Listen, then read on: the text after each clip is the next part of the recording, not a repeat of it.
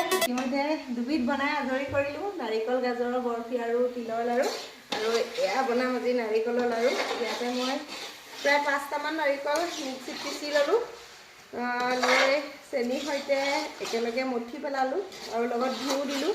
দিয়াৰ পিছত কেৰাহীখন আগতীয়াকৈ গেছ অন নকৰাকৈ ধুই ধুনীয়াকৈ শুকুৱাই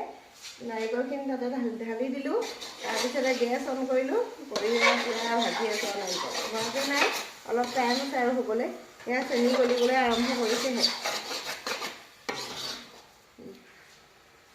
সেয়া নাৰিকল ভাজি হ'ল তাৰপিছতে এখন কলপাতত এনেদৰে নাৰিকলখিনি কেৰাহীৰ পৰা নমাই ল'লোঁ তাৰপৰা এতিয়া এয়া লাড়ু বনাই আছোঁ ওচৰতে অকণমান পানী লৈছোঁ এই পানীকণ লোৱাৰ কাৰণটো হ'ল এনেকৈ আঙুলিটো পানীত দি তলুৱাখনত অকণমান পানী লগাই লওঁ তেতিয়া নাৰিকলৰ আঠাখিনি হাতৰ তলুৱাখনত লাগি নাযায় আৰু এনেদৰে মানে হাতেৰে লাড়ু কৰাৰ পিছত কলপাতখনত এনেকৈ ঘূৰাই দিওঁ আৰু তেতিয়া মানে নাৰিকলৰ লাড়ুটো খুব ধুনীয়া মিহি হৈ পৰে এয়া চাওকচোন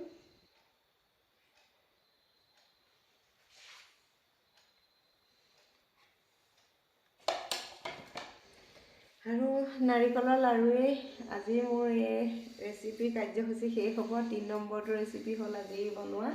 আৰু এতিয়া প্ৰায় 11 বাজিব হ'ল টোপনিও লাগিছে আৰু চকুত